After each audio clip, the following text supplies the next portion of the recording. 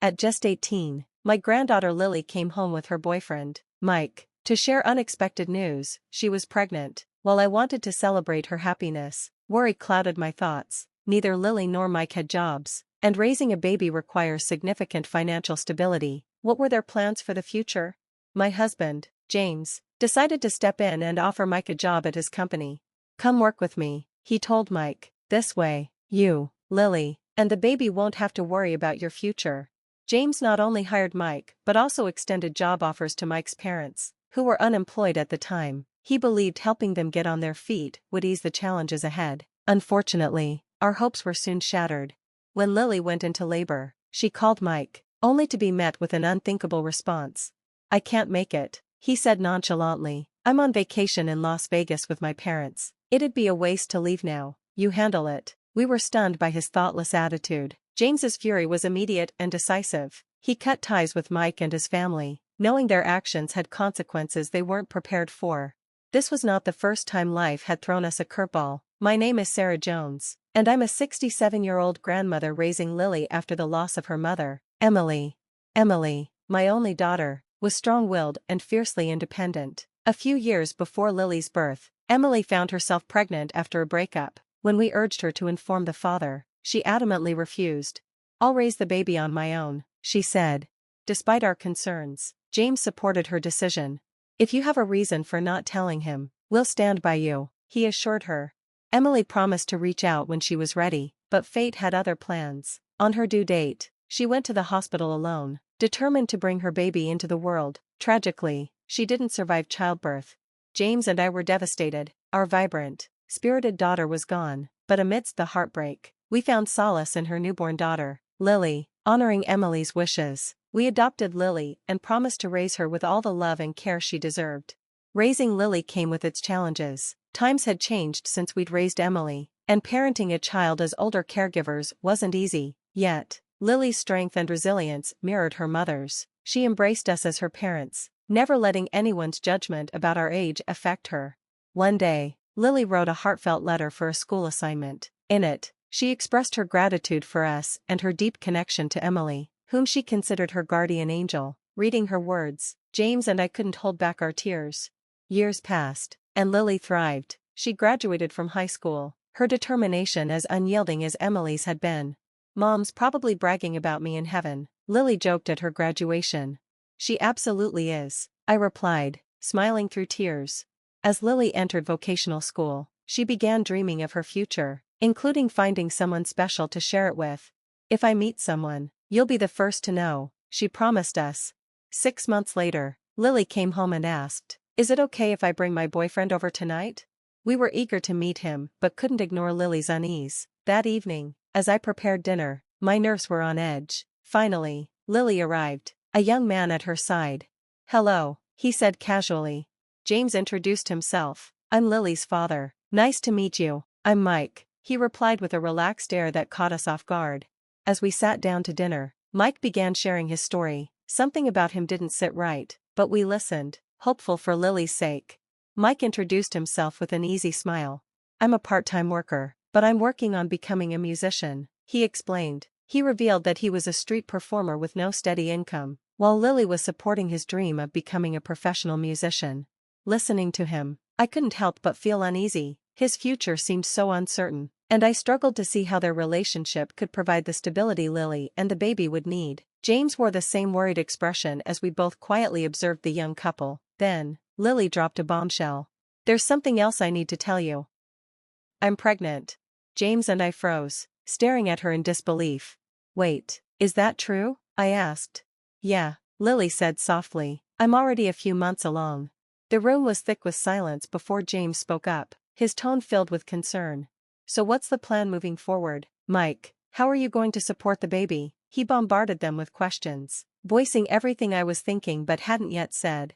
Lily clasped her hands together, pleading, "I want Mike to keep pursuing his music career, but I also think he should get a steady job. Dad, could you hire him at your company, please?" Mike, however, looked indifferent, glancing down at his nails as if the conversation didn't concern him. "Dad's company allows for side jobs, and I don't want Mike to give up on his dream," Lily continued, "but we need stability too. Please, Dad, James leaned forward, his brow furrowed. Mike, do you even want to work? Can you handle a job in sales or office work? Yeah, sure, I can do a job, Mike replied casually, his lack of enthusiasm deepening our doubts. Still, James pressed on. Street performing every day must be hard, right? Talking to strangers, getting tips, that's harder than sales, isn't it? Mike added that he had taken computer classes in high school, assuring us he was qualified. Despite our reservations, James reluctantly agreed. All right, I'll give you a chance, James said firmly, but you have to work hard, for Lily and the baby. No problem, Mike replied with a smile that didn't quite reach his eyes. Just when I thought the conversation was over, Mike added, oh, and could you hire my parents too? My dad just quit his job, and my mom wants to start working now. James hesitated but ultimately agreed, always wanting to help. All right, he said, but remember, you need to take care of Lily and make her happy. Thanks, man, Mike said, giving James a firm handshake before leaving quickly to share the news with his parents. That night, as James and I discussed the situation privately, he revealed his real motive for hiring Mike and his family. By keeping Mike at the company, we can avoid another situation like we had with Emily, he said. I want to make sure we stay connected for Lily's sake. You're right, I agreed. We need to ensure they're taken care of. The following week, Mike and his parents started working at the company while Lily continued attending vocational school. Soon, the topic of where they would live came up. We should move into my parents' house, Mike suggested. No way, let's buy a place of our own, Lily countered. We can't afford that yet. Then let's wait until we've saved up. Their disagreement was going nowhere, so I stepped in. How about you two live separately until the baby is born? I suggested. That way, Mike can focus on work and saving up, and once the baby arrives, you'll have enough for an apartment. That sounds like a great idea, Lily said, looking relieved. What do you think, Mike? Sure, that works for me, Mike replied nonchalantly.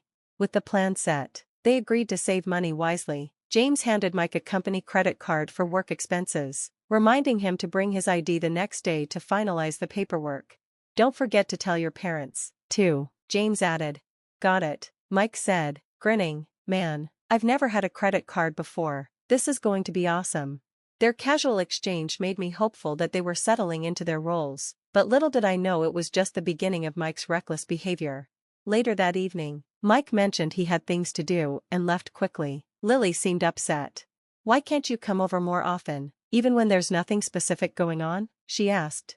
I'm busy, Lily. Work and music take up a lot of my time. It's a waste to come over if there's no reason, he replied with a laugh, his dismissive tone stinging. Lily's voice quivered. Normally, wouldn't you just want to see me?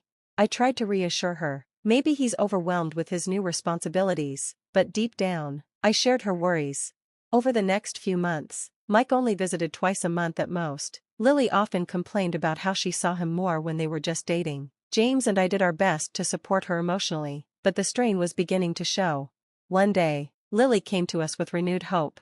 I've been keeping up with Mike on social media, she said. It seems like his music is starting to take off. He's getting more attention, so maybe this will all pay off. I need to support him more now, especially since he's still working, too. I admired her optimism, though my concerns remained. By the time Lily reached her 8th month of pregnancy, her belly was large, and she was eagerly preparing for the baby. One morning over breakfast, Lily suddenly gasped. I think my water just broke, she said, her face pale with fear. The entire family sprang into action. Quick, we need to call the hospital, James shouted. Lily, don't move too much, I said, holding her hand. As we rushed to the hospital, I sat beside Lily in the car, rubbing her back and whispering words of comfort. It's going to be okay, we're almost there. Lily nodded, her voice trembling. The doctor said the baby was in a breech position last time. If that hasn't changed, I might need a C-section. Her words hung in the air as we pulled into the hospital driveway, bracing ourselves for what was to come. I texted Mike to let him know my water had broken, but I hadn't heard back yet. Don't worry, I assured Lily. I'll explain everything to Mike if needed, he'll be here soon. We arrived at the hospital, and after a checkup, the doctor confirmed the baby was still breech and a C-section would be necessary. I called James, who was waiting in the car, and then tried to call Mike. No matter how many times I dialed, there was no answer. What is he doing? Shouldn't he be on his way by now? Maybe he's driving and can't answer. I left a voicemail and waited anxiously. 30 minutes passed, then 40, still nothing from Mike. Lily's about to have her baby, I muttered, pacing nervously. Let's try calling him again. Finally, Mike answered. Where are you? Lily's water broke, and she's about to have a C-section. Mike's voice was calm, far too casual for the situation. Oh, I'm in Vegas with my parents. We're at a casino. I know Lily's about to give birth, but can you handle it for me? I'm really busy right now. I couldn't believe what I was hearing. What? You need to get on a plane and come back immediately, your child is about to be born. He sighed, irritated. Look, I didn't even want a kid in the first place. I'm finally getting somewhere with my music. I had a great street performance last night, got more tips than ever. Right now, I'm doing something nice for my parents, so there's no way I can leave. This is your child, Mike, you need to be here. He huffed dismissively. I don't need this right now, just take care of it, okay? The line went dead. He hung up. When I tried to call back, I realized he'd blocked my number. James, who'd been listening, wore a dark expression. What did he say? I shook my head in disbelief. Unbelievable. James stood, his jaw clenched. I've got some business to take care of. You stay with Lily, I'll be back soon. Without another word, he left the hospital. Minutes later, a nurse emerged with good news. Lily has safely delivered the baby. The little one will need to stay in the neonatal unit for a while, but everything went well.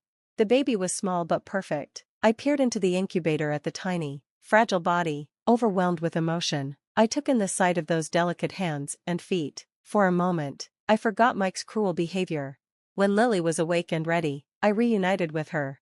How's the baby? Cute, right? She asked, exhausted but smiling. Yes, very cute. She looks just like you. You did an amazing job. Lily, I'm so proud of you. Lily's smile faded, replaced by concern. Where's Mike? Did he come? I hesitated. After everything she'd just been through, I didn't want to add to her pain. Is he off with his parents again? Couldn't he come?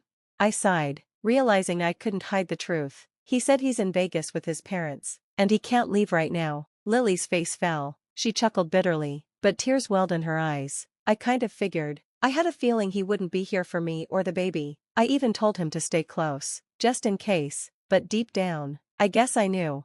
Her voice broke as tears spilled over. He promised he'd be here. I rushed to her side, hugging her tightly as she sobbed. It's okay, Lily, let it out. You're not alone, I'm here for you. Once Lily settled, I stepped out of the room. James had returned, looking calmer than before. How's Lily, and the baby? He asked. They're both okay. The baby's in the neonatal unit, but everything went well. Good to hear, James replied, his tone darkening. But Mike, I just can't believe what he did. I know, but don't worry, I'll deal with it. Handled it? What do you mean? I asked cautiously. James gave me a reassuring smile, though something glimmered in his eyes. I'll explain when we get home. Just trust me, he won't get away with abandoning Lily and the baby. The next morning, Lily sent us a photo of the baby. She's getting stronger every day. I can't wait to bring her home. She's so precious, Lily, I replied. Not long after, Lily called us again, sounding amused. Mike just called me. He's freaking out. His credit card stopped working, and he's been getting weird emails on his work phone. James and I exchanged knowing glances. What's going on? Lily asked, laughing. It's simple, James said. Mike's been cut off. He's fired, and his corporate credit card has been deactivated. Lily gasped. Wait, what? He's fired? James nodded firmly. He crossed too many lines. I had to make a decision. Lily laughed again, the relief clear in her voice. Oh my God, that explains why he sounded so panicked. We all chuckled, imagining Mike's shock. Over the following days, things moved quickly. Lily filed for divorce, supported every step of the way. Mike called a few more times, but Lily ignored him. When he finally reached out to James, he was desperate. You can't just fire me. I have bills to pay. I'm trying to make it as a musician. James didn't waver. You abandoned your responsibilities as an employee and as a father. Actions have consequences. Mike, this conversation is over. Lily sighed with relief when we told her. I can't believe it's really happening. I'm free. Yes, you are, I said. And now you can focus on what really matters, raising your baby and building a new life. Over the months, Lily grew stronger, her confidence shining. When the baby was finally ready to come home, we prepared everything, creating a cozy nursery and filling it with love. It's perfect, Lily said, holding her baby close. You're doing great, Lily, I told her.